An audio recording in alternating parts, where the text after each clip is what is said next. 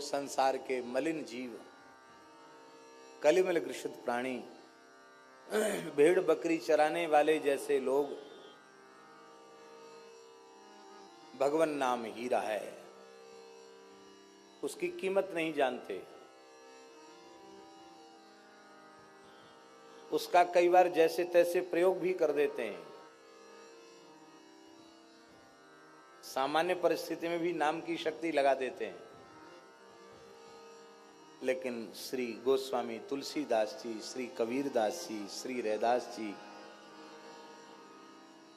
श्री नानक जी, श्री चैतन्य जी, श्री रामानुजाचार्य जी, श्री रामानंदाचार्य जी, ये इत्यादि ये जो महापुरुष हैं, ये महापुरुष जौहरी हैं और ये भगवान नाम की महिमा को अच्छी प्रकार से जानते हैं। इसलिए भगवान नाम का प्रयोग कभी वे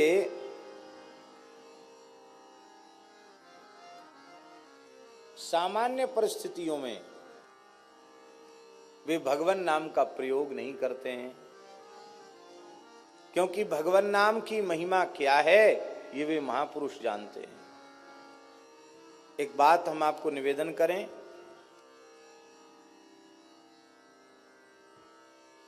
एक बहुत बड़े विद्वान थे, इतिहास प्रसिद्ध विद्वान,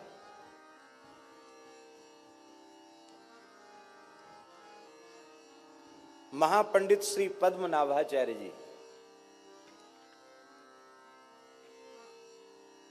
बहुत उच्च कोटि के विद्वान।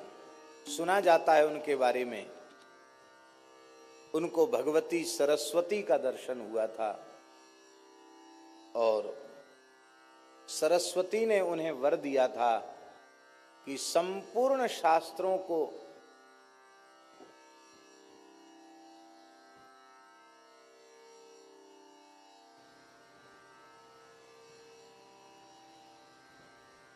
तुम आद्योपांत समझ सकोगे, जान सकोगे।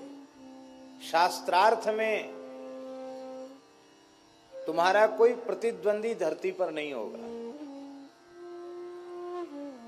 और 100 गाड़ी में ग्रंथ लद के चलते थे। आज से 700 साल पुरानी बात है। कितने साल पुरानी बात?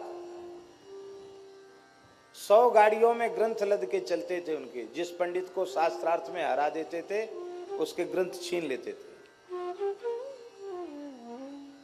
वे महापंडित पद्मनाभ काशी पहुंचे। काशी के विद्वानों में हड़कंप मच गया।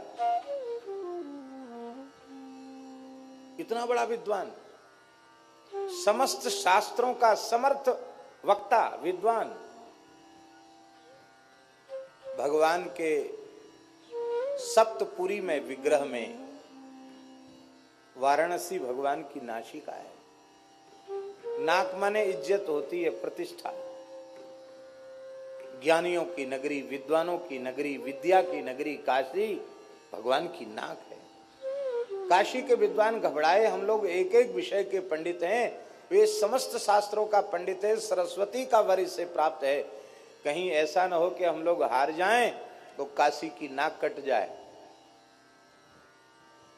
तो विद्वानों ने काशी विश्वनाथ जी की उपासना की। विश्वनाथ जी के मंदिर से आवाज आई कि काशी की प्रतिष्ठा बचाने का एकमात्र उपाय है संत कबीरदास जी के साथ इसका शास्त्रार्थ करा दो। पंडित कहने लगे कि कबीरदास जी की तो योग्यता का प्रमाण पत्र है, मसी कागज छुओ नहीं, कलम गही नहीं हाथ है। कागज कलम दवात से, स्याही से कभी उनका काम ही नहीं पड़ा। एक निरक्षर भट्टाचार्य को एक महापंडित से शास्त्रार्थ कैसे कराया जा सकता है? पर भोले बाबा की आज्ञा है, जरूर कोई न कोई चमत्कार होगा। पंडितों ने जाकर कबीरदास जी से कहा, महाराज काशी की प्रतिष्ठा बचानी, आपको शास्त्रार्थ करना है। कबीरदास जी हंसने लगे, बोले हम जानते नहीं शास्त्रार्थ क्या होता, हम क्या करेंगे शास्त्रार्थ। हम तो इतना जानते हैं, पोथी पढ़ी पढ़ी जग मुआ, पंडित भया न कोई, ढाई आखर प्रेम का, पढ़े सो पंडित होए। तब विश्वनाथ जी की आज्ञा, आपको चलना पड़ेगा। बोले विश्वनाथ जी की आज्ञा सिरोधार्य है, पर उन पंडित जी को आप यहां ले आओ, हम कहीं चलकर जाएंगे नहीं। बोले ठीक है। पंडितों ने पद्मनाभ जी से कहा, महाराज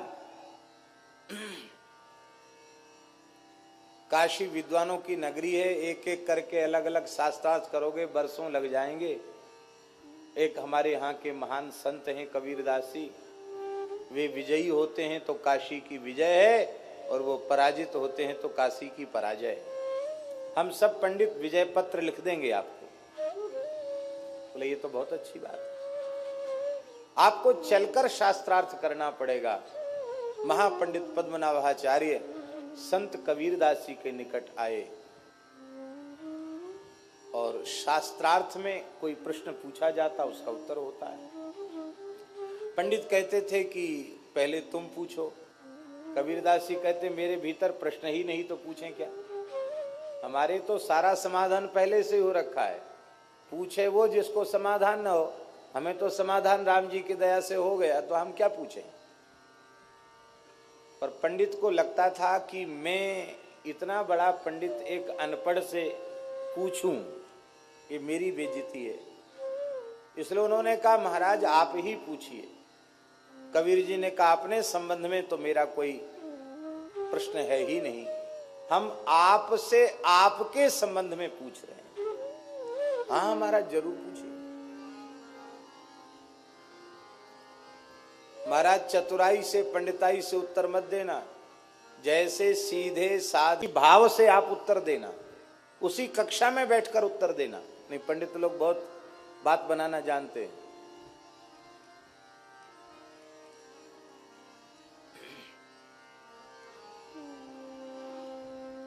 हाँ महाराज पूछिए। श्री कबीरदास जी ने पूछा, पढ़ी समझे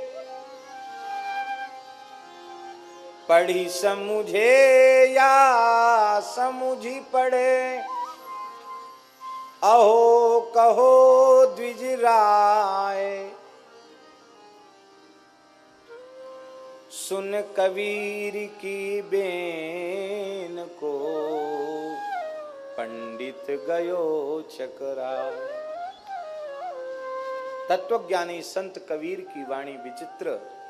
उन्होंने कहा पंडित जी हमें ज्यादा नहीं पूछना आपसे आपके बारे में, आपने पढ़ के समझा कि समझ के पढ़ा। क्या कहा? आपने पढ़ के समझा कि समझ के पढ़ा। आखिर तो महान शास्त्रों के मर्मज्ञ विद्वान थे, इतना गूढ़ प्रश्न मेरे बारे में कर रहे हैं। बहुत देर तक पंडित जी मौन रहे, और अंत में उन्होंने कहा, बाबा सच्ची बात यह है, न मैंने समझ के पढ़ा और न मैंने पढ़ के समझा। कैसे? बोले यदि समझ के पढ़ा होता तो सबका फल है भजन, हम भजन में लगे होते, इस प्रतिष्ठा सुक्री विष्टा के संचय में, मान बढ़ाई के धन के संग्रह में हम न लगे होते। क्योंकि संपूर्ण शास्त्रों के ज्ञान का फल है भगवत साक्षात्कार, भगवान में प्रेम। न हमें प्रेम हुआ, न भगवान की अनुभूति हुई। पढ़ लिख करके भी हम जिसे समझना चाहिए उसे नहीं समझ पाए। समझना किसको है? भगवान वेद कह रहे हैं, यस्मिन् विज्ञाते सर्वमिदं विज्ञातम भवति।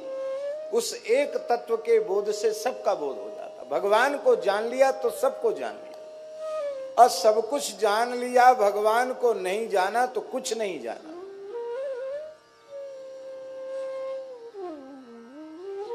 तो न हमने पढ़ के समझा और न समझ के पढ़ा। समझ के पढ़ते तो भी भजन ही करते। समझ के पढ़ना क्या है? किस लिए पढ़ना? हमारे यहाँ कहते सा विद्या या विमुक्तये, जो हमको संसार चक्र से छुटावे उसी का नाम विद्या है। हम कहां छूटे संसार से, हम तो और ज्यादा फंस गए। तो श्री कबीरदास जी ने कहा तब तो हम आपसे लाख गुने अच्छे। हमने तो पढ़ाई नहीं, इसलिए पढ़ के समझने वाली बात भी नहीं हुई, और समझ के भी नहीं पढ़ा और पढ़ के भी नहीं समझा। क्यों? बोले हमारे गुरुदेव श्री मदाद्य रामानंदाचार्य भगवान ने केवल एक ही बात कही थी, बच्चा राम राम करो। बस मैं राम राम करने लग गया, और राम राम जपते जपते जो पढ़ के समझते हैं लोग और जो समझ के पढ़ते हैं, वो केवल राम राम करके मैं समझ गया।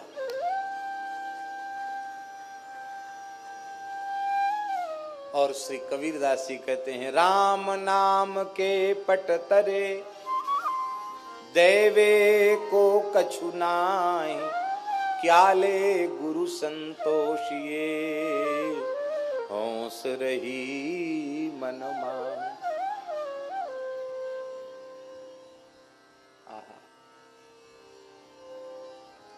इतने बड़े महापंडित के अहंकार को कबीर जी ने चूर कर दिया। फिर अभी भी समर्पण नहीं हुआ। हमारा समर्पण जल्दी होता नहीं। आगे उत्साह तो उनका ठंडा पड़ गया कि आगे कुछ नहीं बोलना, चुप हो गए, उठ के चले गए। लेकिन अभी उनका समर्पण नहीं हुआ था, अहम शून्य वे नहीं हो पाए थे। विश्वनाथ जी ने विचार किया, इतना बड़ा विद्वान यदि इसका भी उद्धार न हो तो शास्त्रों की महिमा क्या है, संत की महिमा क्या है। कबीरदास जी जैसे संत से मिलने के बाद इसका कल्याण होना चाहिए। कल्याण कैसे हो? तो ऐसा कोई दृश्य उपस्थित हो कि इसको वैराग्य हो जाए। तो महापंडित पद्मनाभ सायंकालीन संध्या वंदन कर रहे थे, एक पीपल के नीचे बैठ के संध्या कर रहे थे। काशी की बात है। तो उनको एक दृश्य भगवान विश्वनाथ जी ने दिखा दिया। उनको दिखाई पड़ा कि पीपल की सब डालियों पर कोई न कोई भूत प्रेत बैठे हैं। एक डाली खाली है, एक भूत आया उस पर बैठ गया। तो जो पहले बैठे थे ना शाखाओं पर भूत, वो सब झगड़ने लगे। बोले तू यहाँ कैसे बैठा, इस पर मत बैठ। बोले सब डालियां भरी हैं, यही खाली है इसलिए इस पर बैठ गया। बोले खाली तो है पर ये रिजर्व है, पहले से आरक्षित है। ये किसके लिए? बोले महापंडित पद्मनाभ मर के प्रेत बन के इसी पे रहेगा, उसके लिए आरक्षित है। दूसरे प्रेतों ने कहा भला इतना बड़ा शास्त्रों का विद्वान पंडित, संध्या गायत्री संपन्न ब्राह्मण, भला प्रेत क्यों बनेगा?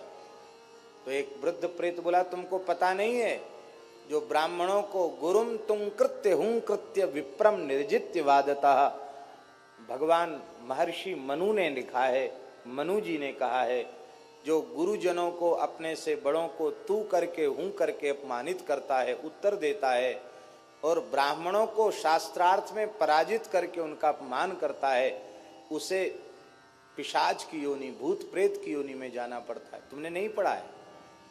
इसने तो न जाने जीवन में कितने ब्राह्मणों को अपमानित किया है, ये तो अवश्य ही प्रेत बनेगा।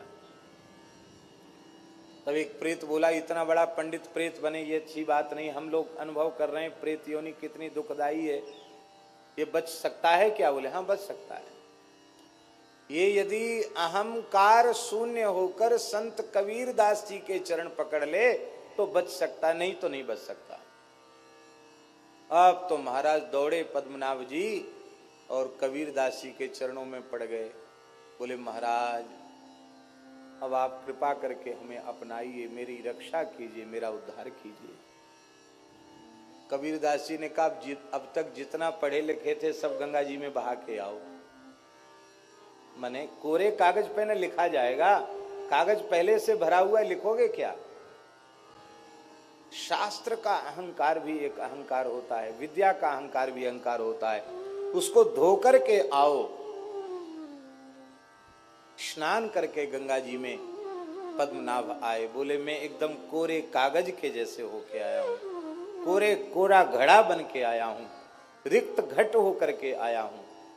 तब श्री कबीरदास जी ने उनको कहा बच्चा सारे शास्त्रों का, वेदादि शास्त्रों का, इतिहास का, पुराण का, सबका सार राम नाम है। बस इसको पकड़ लो। सब कुछ किया पर राम राम नहीं किया तो सब व्यर्थ है। श्री कबीर कृपाते परम तत्व पद्मनाभ पर चोलयो। नाम महानिधि मंत्र, नाम ही सेवा पूजा, जप तप तीरथ नाम, नाम बिन और न दूजा।